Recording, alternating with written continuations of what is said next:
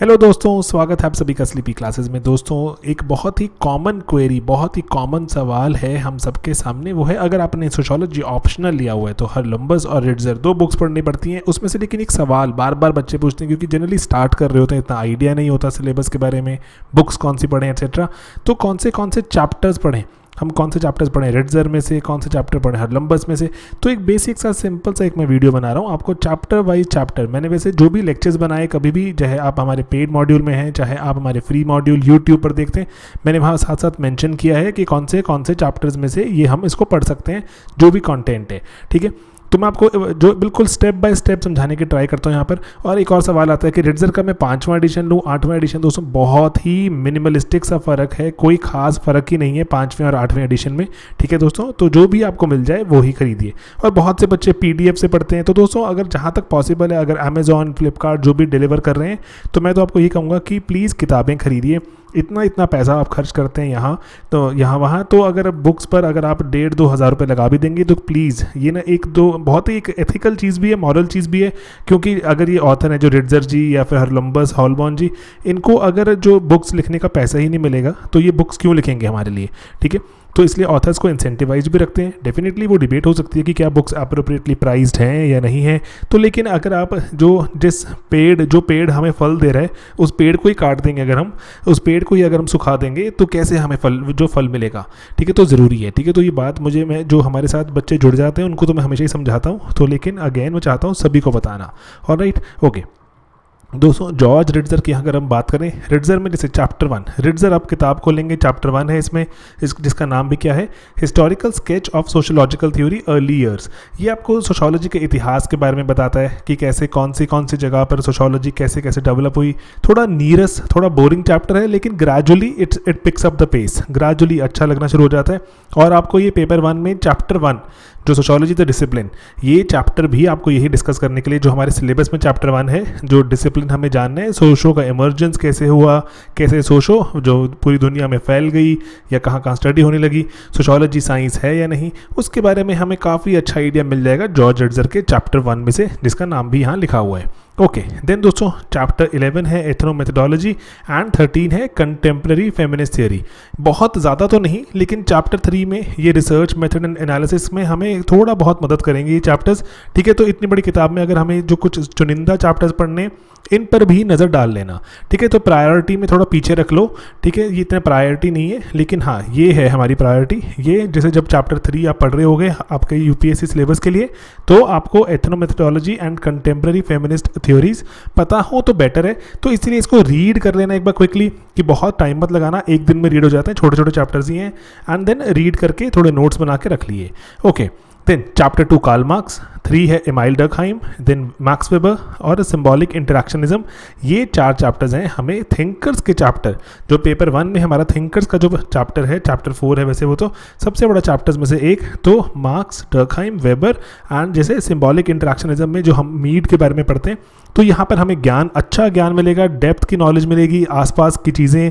तो ये सब हम अगर पढ़ के रखें तो फ़ायदे की चीज़ें, कोई नुकसान नहीं यहाँ पर। ठीक है दोस्तों, तो ये, लेकिन उसके बियॉन्ड भी हमें पार्सन्स और हमें मर्टन जानने पड़ते हैं। इतना डिटेल में नहीं दिए हुए इसमें हमारे जॉर्ज रिट्जर में, लेकिन फंक्शनलिज्म आपको जहाँ जहाँ दिख रहा है, क्योंकि अब मैं इसको अगर मेंशन करना शुरू करता है तो एक 2 पेज बताने पड़ते, तो फंक्शनलिज्म एंड या फिर जो नए ज़माने का नियो फंक्शनलिज्म अगर आपको कहीं नज़र आए तो आप उसको पढ़ सकते हैं। ठीक है, तो लेकिन अगेन मैं रिपीट करता हूँ, यहाँ पर बहुत बढ़िया नहीं मिलेगा फंक्शनलिज्म नियो फंक्शनलिज्म पर, लेकिन मिल जाएगा कुछ तो ऐसा है कि हम UPSC लेवल तो क्रैक कर सकते हैं। ठीक है, कि आंसर आएगा, कुछ क्वेश्चन आएगा, बना सकते हैं। उसके बियॉन्ड हमने जैसे लेक्चर्स डाले आप देख भी सकते हैं उसको। ठीक है, गेटिंग इट। तो ये जो हमें जो स्पेसिफिक चैप्टर्स हैं, चैप्टर 1 हो गया, देन उसके बाद 2, 3, 4 हो गया, देन 10, 11 एंड 13, ये वेरियस चैप्टर्स में हमें मदद करते हैं एंड अकॉर्डिंगली ही इनको पढ़ें तो फ़ायदा रहेगा। ओके, तो ये है रिट्जर की कहानी। देन हरलम्बस आती है हमारे पास। तो दोस्तों हरलम्बस ब्लू लें, ऑरेंज लें, मैं तो हमेशा रिकमेंड करता हूँ कि ब्लू वाली ही बेटर है, क्योंकि ब्लू वाली में थोड़ा इत्मीनान से समझाया हुआ है और आपको कॉन्सेप्ट्स दिमाग में बैठते हैं। ठीक है, तो इसीलिए ब्लू वाली हरलम्बस इट्स ऑलवेज रिकमेंडेड। ओके, इसमें चैप्टर 14 मेथोडोलॉजी जिसका नाम है, ठीक है, वो हमें चैप्टर 3 रिसर्च मेथड्स वाले में हेल्प करेगा। ये काफ़ी बढ़िया तरह से दिया हुआ है, one of the best written chapters in the entire book.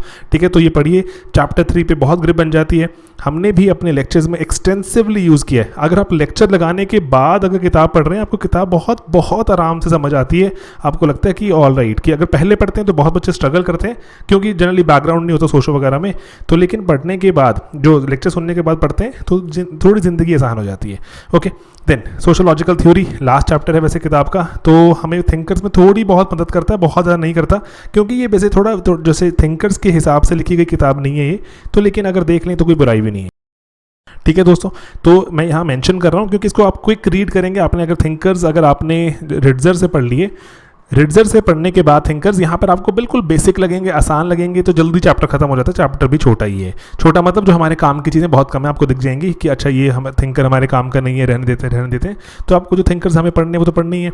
Okay, then बहुत ही बढ़िया चैप्टर, अगेन जैसे अगर मैं मार्क करूं, मेथडोलॉजी बहुत ही बढ़िया दिया हुआ है। देन पॉलिटिक्स पावर स्टेट, ठीक है, पावर पॉलिटिक्स स्टेट चैप्टर 9 है किताब में। ये हमें चैप्टर 7 जो हमें अपने सिलेबस का जानना है, पॉलिटिक्स वाला चैप्टर, उसमें बहुत एक्सटेंसिवली मदद करता है। बहुत बढ़िया रिटन चैप्टर है, आप पढ़ेंगे, आप भी इंजॉय करेंगे। हमने भी लेक्चर्स में बहुत एक्सटेंसिवली बोरो किया इस किताब से। आप जो लेक्चर सुनने के बाद अगर किताब पढ़ते हैं, डेफिनेटली बहुत जल्दी खत्म हो जाता है चैप्टर। ठीक है दोस्तों, तो ये स्टार लगा दिया, इंपॉर्टेंट क्योंकि ये चैप्टर है। देन चैप्टर 7 रिलीजन आपको किताब में दिखेगा, वो हमारे सिलेबस में जो चैप्टर 8 रिलीजन है काफ़ी मदद करता है। बीच में कुछ ऐसे एग्जांपल्स हैं, कुछ स्टैट्स, कुछ डेटा हैं, आपको देखते ही आइडिया हो जाएगा कि अच्छा ये तो छोड़ सकते हैं, कोई खास ऐसी कोई चीज़ नहीं है, स्टैट्स एंड डेटा ही है।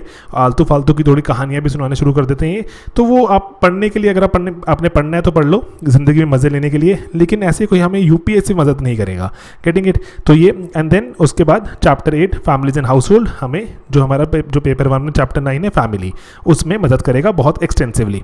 अच्छा चैप्टर, ठीक है, अच्छा एंड अच्छा। तो ये कुछ चैप्टर्स हैं जो 4 हमें जो डेफिनेटली पढ़ने पड़ते हैं। 300-400 पेजों की बात हो रही है, तो लेकिन कोई बात नहीं, अगर आपने लेक्चर सुने होते हैं उसके बाद बहुत जल्दी पढ़ा जाता है। देयर आर स्टूडेंट्स जिन्होंने रिपोर्ट किया कि 8 से 10 घंटे एक दिन की सिटिंग में उन्होंने चैप्टर खत्म किए हैं। दैट मीन्स 4 दिन, किसी ने तो ये सब 4 दिन में खत्म कर दिया, किसी ने 4 महीने में नहीं किया होगा शायद। तो ठीक है, accordingly decide your pace, and जितना आपको अर्जेंसी लगती है, जितना आपको जो क्रेज या पैशन है अबाउट द सब्जेक्ट, अकॉर्डिंगली आप उसको खत्म भी कर सकते हैं। ठीक है, तो अपने नोट्स बना सकते हैं एंड नोट्स बनाकर अपने नोट्स को अपडेट कर सकते हैं। तो हम देखें, अगर हमने क्विकली जो हरलंबस और जो हमने रिट्जर में जाकर वापस, तो हमने हमारे सिलेबस का चैप्टर 1 के बारे में देखा, अच्छा आइडिया मिल गया हमें, एंड 2 के बारे में भी थोड़ा बहुत, एंड देन उसके बाद जो हमने नेक्स्ट हमने जो देखा था हरलंबस में, जो चैप्टर 3 बहुत ही बढ़िया तरह से दिया हुआ है। ये आपको चैप्टर 2 में मदद भी करता है। हमारे जो सिलेबस का चैप्टर 2 है उसमें भी काफ़ी कॉन्सेप्ट्स यहाँ पे मिल जाते हैं हमें। देन चैप्टर 4 थिंकर्स काफ़ी बढ़िया तरह से दिया हुआ है, एंड चैप्टर 5 स्ट्रैटिफिकेशन एटसेट्रा है। वो ऐसे हमें ऐसा नहीं मिलता, इस किताब में स्ट्रैटिफिकेशन मेंशन्ड है, लेकिन इतना कोई बढ़िया नहीं है, हमारे से उस सिलेबस के हिसाब से इतना सही नहीं लगता कि हमारे आंसर्स नहीं बन पाएंगे यूपीएससी के, इसलिए मैंने मेंशन नहीं किया। वो लेक्चर्स और नोट्स में से और इग्नू से निकालना पड़ेगा। ठीक है, getting it? Chapter 5 and chapter 6 है हमारा work and economic life, as such हमें नहीं मिलता। देन हमारा चैप्टर 7 आ जाता है, चैप्टर 7 पॉलिटिक्स, यहाँ बहुत बढ़िया गिवन है। 8 रिलीजन अच्छा गिवन है। 9 हमारा हाउस होल्ड्स गिवन है, एंड देन चैप्टर 10 आता है, वो भी अगेन जो एज सच हमें नहीं मिलता। Development and dependency, system theory etcetera रिट्जर में गिवन है, लेकिन इतना मज़ा नहीं आएगा आपको वो भी इग्नू के पास जाना पड़ेगा, जो टॉपिक्स देखकर आपको निकालने पड़ेंगे।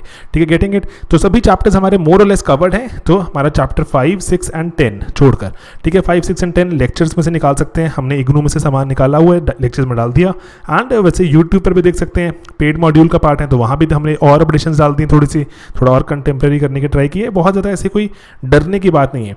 कुछ क्वेश्चंस लिखो, क्वेश्चंस इवैल्यूएट कर देते हैं हम आपके। ठीक है, तो बस सिंपल है कि आपको बिल्कुल सिंपल चीज़ों में डालना है कि कंटेंट रिच कर दें। ठीक है, कंटेंट रिच करने के बाद आंसर्स लिखना शुरू करें।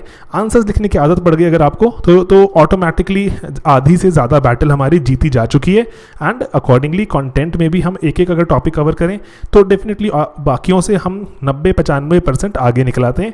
उसके बाद सिर्फ एक जो हमारे सामने जो मेजर हर्डल होगा that will be of cracking the prelims, कि प्रीलिम्स क्रैक करें एंड सोशो लिखने का मौका मिले। सोशो लिखेंगे तो डेफिनेटली अच्छे नंबर आएंगे, बच्चों के आते भी रहे हैं प्रीवियसली, क्योंकि बहुत मेहनत ओरिएंटेड एक मॉड्यूल है, सिंपल सा आइडिया है, ठीक है, मेहनत कर रहे हैं एंड जो मार्क्स मिलने भी चाहिए, ठीक है दोस्तों। तो बस एक बेसिक सा वीडियो था आपको गाइड करने के लिए, पेपर 1 में काफ़ी मदद मिल सकती है इस सिंपल से वीडियो से, एंड जो आत्मनिर्भर भी बन सकते हैं हम, ठीक है दोस्तों।